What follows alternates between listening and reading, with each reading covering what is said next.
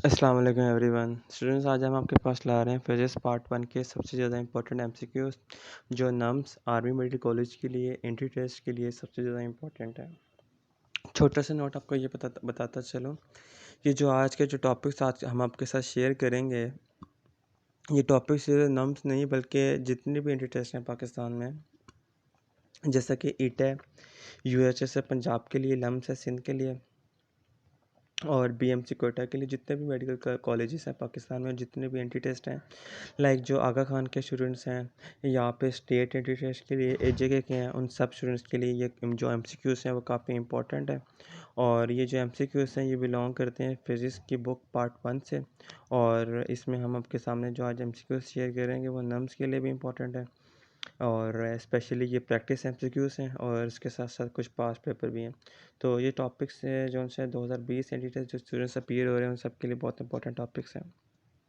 तो शुरू करते हैं। सबसे पहले बताता चलो, हम पैटर्न चेक कर लेते हैं। पैटर्न केमिस्ट्री के बारे में सबसे पहले बता रहा है 60 एमसीक्यूज़ हैं, बायोलॉजी के 80 एमसीक्यूज़ हैं, फिजिक्स के 40 हैं और इंग्लिश के 20। तो टोटल 200 मार्क्स हैं हमारे पास। वैसे तो 40 फिजिक्स के मार्क्स हैं, इसका मतलब ये नहीं है कि फिजिक्स के मार्क्स काफ़ी कम है तो हम इसको थोड़ा सा इग्नोर कर दें। तो मैं बता दूं कि फिजिक्स का पोर्शन नम्स में काफ़ी डिफिकल्ट होता है, तो आपने इस वीडियो को केयरफुली ध्यान से चेक करना है ताकि आपको अच्छी तरह टॉपिक्स समझ में आ जाएँ और टेस्ट में आपके फुल 40 आउट ऑफ 40 मार्क्स आ जाए। तो शुरू करते हैं। सबसे पहले आपको थोड़ा एमडी कैट और नम्स एमडी कैट के बारे में डिफरेंस बता दूं। बहुत सारे स्टूडेंट्स ने हम लोगों से ये रिक्वेस्ट की थी, सर एमडी कैट क्या वैलिड होता है नम्स के लिए भी। तो आपको ये बता दूं कि अगर आप यूएचएस के एमडी कैट देते हो तो आप हरगिज़ ये मत समझो कि आप उसी के थ्रू नम्स में भी हो या उसके एफिलिएटेड कॉलेजेस में भी अप्लाई कर सकते हो। ऐसा हरगिज़ नहीं है। जो यूएचएस का जो एमडी कैट होता है वो जस्ट वैलिड होता है आपके यूएचएस के जो अंडर कॉलेजेस आते हैं, लाइक जो पंजाब में जितने भी गवर्नमेंट कॉलेजेस हैं वो यूएचएस एमडी कैट के अंडर फॉल करते हैं। लेकिन नम्स की अगर हम बात करते हैं तो इसके अंदर जितने भी सीएमएच आते हैं, लाइक सीएमएच जो कराची में है, क्वेटा में है, मुल्तान में है, लाहौर में है, रावलपिंडी में, फिर हमारे पास टेक्सला में भी है, वाकएंड में भी है। ठीक है, जितने भी सीएमएच हैं उसके अलावा आर्मी कॉलेज जो है उसके लिए जो वैलिड होता है वो जस्ट नम्स टेस्ट होता है। ठीक है, तो नम्स टेस्ट के थ्रू ही आप इन कॉलेजेस में अप्लाई कर सकते हो। चलिए हम शुरू करते हैं फिजिक्स के सबसे पहला टॉपिक के लिए, जो नम्स एंट्री टेस्ट के लिए सबसे ज़्यादा इंपॉर्टेंट टॉपिक है। शुरू करने से पहले मैं थोड़ा सा बता दूं कि ये जो टॉपिक है, ये जो वीडियोस है, ये नम्स ऑनलाइन ट्यूशन स्टूडेंट्स के लिए काफ़ी इंपॉर्टेंट वीडियो है। ठीक है, इनमें से आपका क्विज भी है और आपके एंट्री टेस्ट के लिए भी बहुत इंपॉर्टेंट है।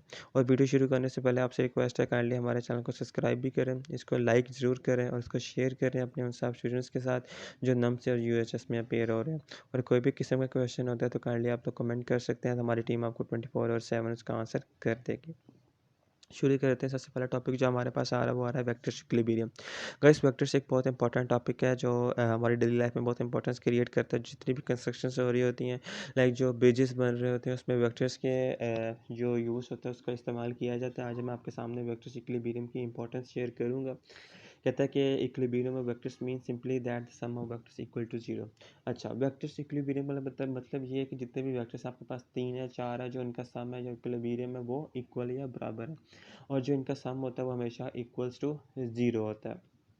कहता है कि अब मैंने लिखा हुआ है कि इन द फर्स्ट एक्सपेरिमेंट, इसका मतलब ये है कि भी मैंने नेक्स्ट वीडियो में ना एक डायग्राम्स बनाई है जिसमें मैंने ना दो डायग्राम्स के अंदर चार चार वेक्टर्स को इंडिविजुअली रिप्रेजेंट किया।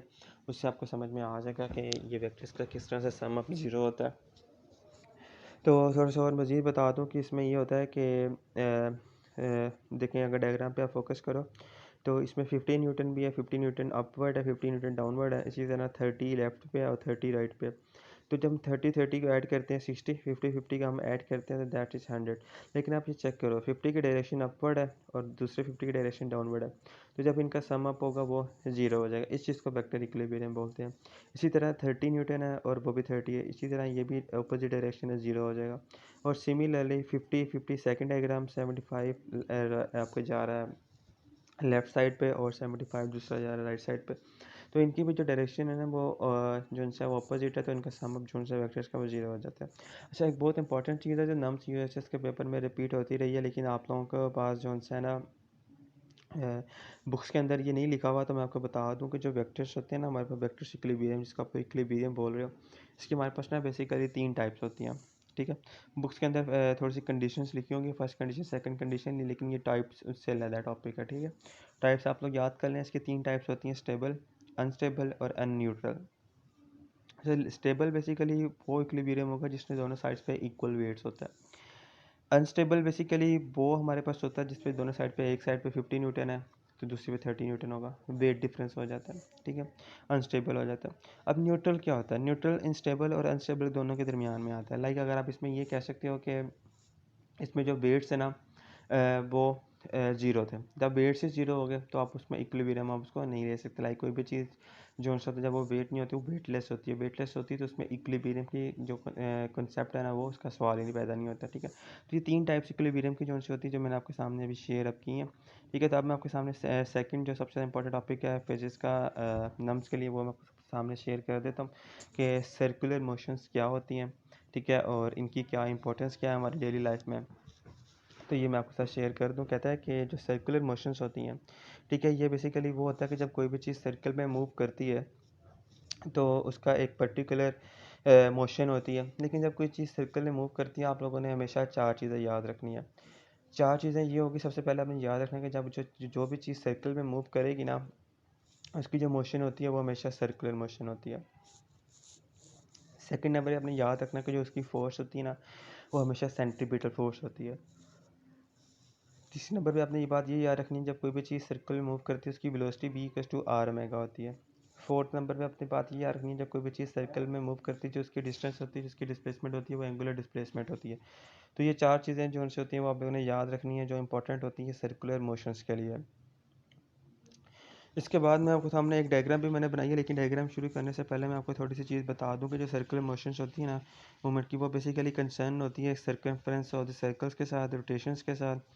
और कह रहा है कि इसी अगर आप सर्कुलर मोशंस के सेकंड जो फोर्थ लाइन है इस पर फोकस करो तो कहता है it can be uniform with constant angular rate of rotation and constant speed और uniform with a change ratio of rotation, ठीक है। उसके बाद नीचे कह रहा है कि uniform circular motions can be described as the motion of an object in a circle at a constant speed. अच्छा, सर्कुलर मोशंस तो मैंने आप लोगों को बता दिया। अब पेपर में क्वेश्चन समटाइम्स आता है कि यूनिफॉर्म सर्कुलर मोशंस क्या होती है। तो यूनिफॉर्म सर्कुलर मोशंस के बारे में आपको बता दूं कि यूनिफॉर्म सर्कुलर मोशंस ऐसी मोशंस होती हैं जिसमें जो ऑब्जेक्ट की जो स्पीड होती है ना वो हमेशा कांस्टेंट रहती है, ठीक है। तो जब भी किसी भी चीज़ की जो स्पीड है वो कांस्टेंट रहेगी तो हम उस चीज़ को बोलते होते हैं यूनिफॉर्म सर्कुलर मोशंस, ठीक है। और इसमें ये होता है कि as an object moves in a circle it is constantly changing in direction. और जब कोई भी चीज़ सर्कल में मूव हो रही होती है तो याद रखिएगा उसकी जो डायरेक्शन है। बहुत सारे स्टूडेंट्स ना पेपर में क्वेश्चन चीज़ को गलत मार्क कराते हैं, वो ये कहते हैं कि जब कोई भी चीज़ सर्कल मूव करती है उसकी डायरेक्शन सेम है। तो मैं आपको बाद में लिख भी दिया और बता भी रहा हूँ कि जब कोई भी चीज़ सर्कल में मूव कर रही होती है उसकी जो स्पीड होती है सिर्फ वो कांस्टेंट होती है, लेकिन उसकी जो डायरेक्शन होती है वो कंटिन्यूसली चेंज हो रही होती है।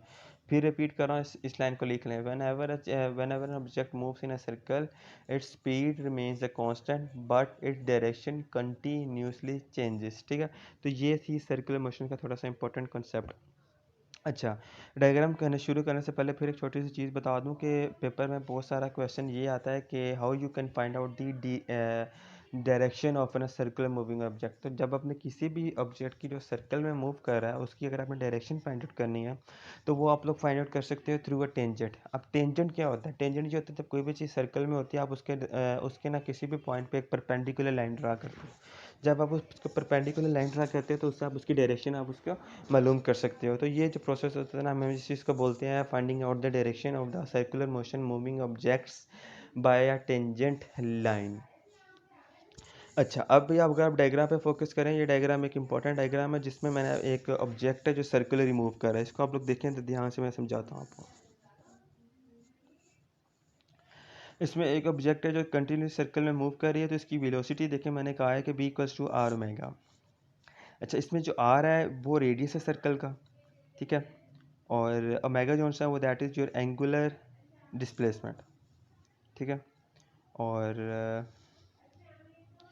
सेंट्रीपिटल फोर्स क्या होता है? सेंट्रीपिटल फोर्स मैंने आपको भी ऊपर बताया, जब कोई भी चीज़ सर्कल में मूव कर रही होती है तो उसकी जो फोर्स होती है ना वो सेंट्रीपिटल फोर्स होती है।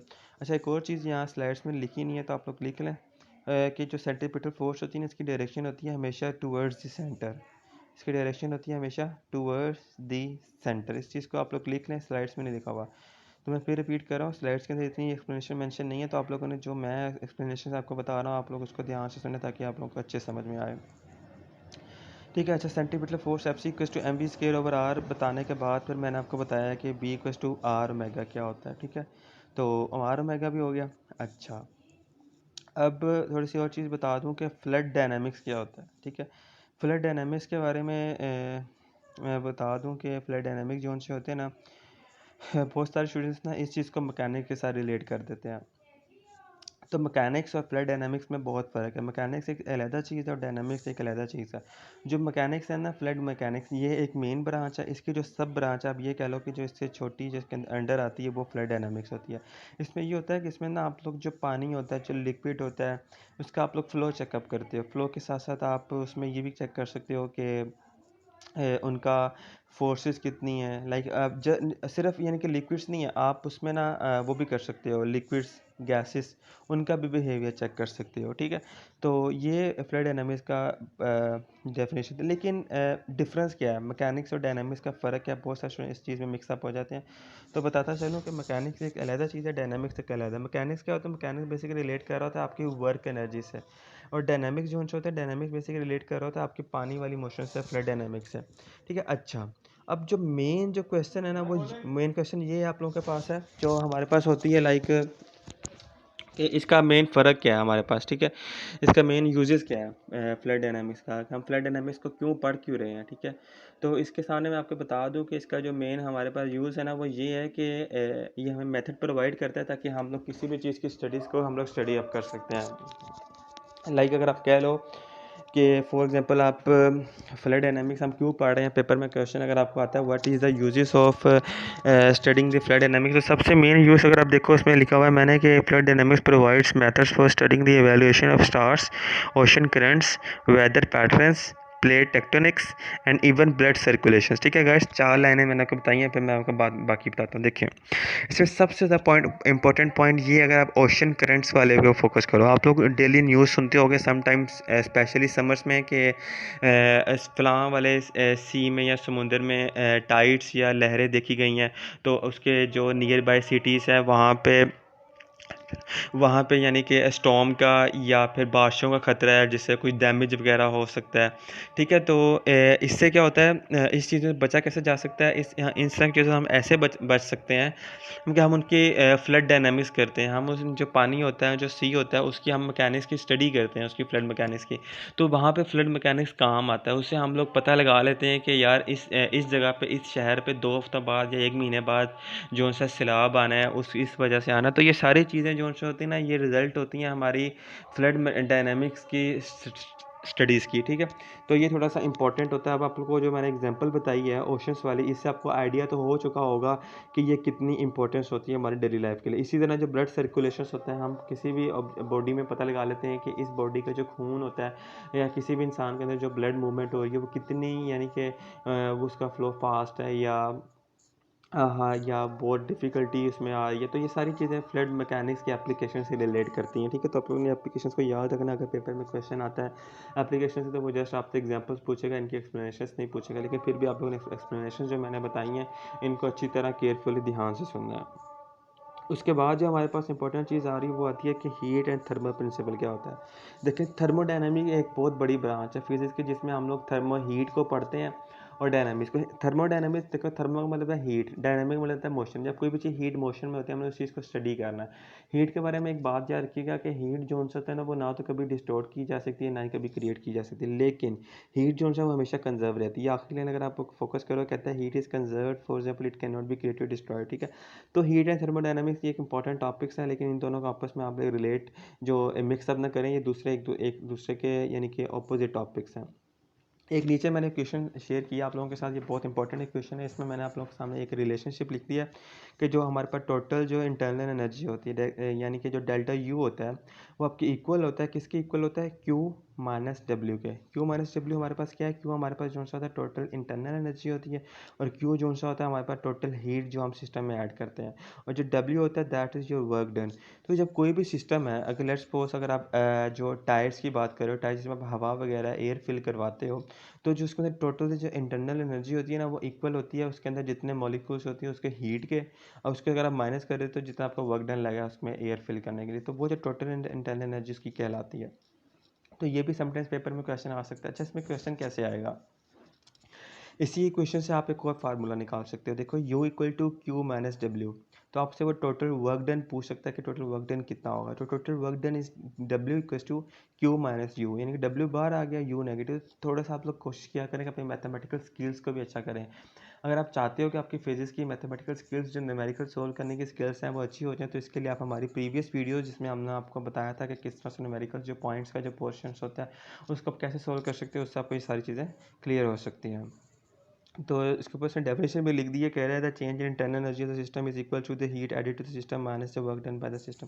तो वही चीज़ है जब भी मैंने आप लोगों को बताई है, जिसमें मैंने बताया कि टोटल जो हमारे पास इंटरनल एनर्जी होती है वो इसके बराबर होती है। अच्छा, अब उसके बाद एक बहुत इंपॉर्टेंट टॉपिक आ रहा है, वो आ रहा है कि ऑप्टिकल इंस्ट्रूमेंट्स क्या होते हैं। ठीक है, ऑप्टिकल इंस्ट्रूमेंट्स क्या होते हैं।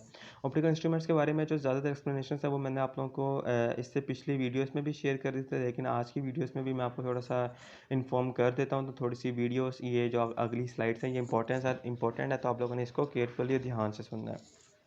कहता है कि ऑप्टिकल इंस्ट्रूमेंट जो उनसे होते हैं ना, optical instrument is a device that either processes light waves to enhance an image or for viewing or to analyse and determine their characteristic properties. Common examples includes periscopes, microscopes, telescope and cameras. अच्छा, optical instrument जो मैंने अभी आपको बताया है, इसमें मैंने आपको जस्ट थोड़ा सा इतना बताया है कि डिफरेंट जो ऑप्टिकल इंस्ट्रूमेंट्स होते हैं उसके बारे में बताया और थोड़ा सा लाइट वेव्स के बारे में बताया। अब जो हमारे पास एंड करने से पहले एक और बहुत इंपॉर्टेंट टॉपिक आ रहा है, वो आ रहा है कि हमारे पास जो ऑप्टिकल टेलीस्कोप्स होते हैं इसकी 3 टाइप्स होती हैं। गाइस केयरफुली ध्यान से सुनना। There are 3 main types of optical telescope, refractive ones, reflective ones and catadioptric ones. तो 3 किस्म की जो टाइप्स है ना, ये ऑप्टिकल टेलीस्कोप्स की सबसे मतलब इंपॉर्टेंट टाइप है। रिफ्लेक्टिव और रिफ्रैक्टिव ये सबसे ज़्यादा इंपॉर्टेंट है। देखिए मैं आपको बता देता हूँ, कहता है जो रिफ्रैक्टिव होता है ना, उसमें ये होता है कि ये जो ऑब्जेक्टिव लेंस होता है ना और आईपीस वो इस्तेमाल किए जाते हैं। लेकिन जो रिफ्लेक्टिव होता है इसमें हमारे पास लेंस की जो क्वांटिटी है वो इंक्रीज़ कर जाती है। तो ये रिफ्रैक्टिव और रिफ्लेक्टिव के दरमियान थोड़ा सा मेन डिफरेंस है।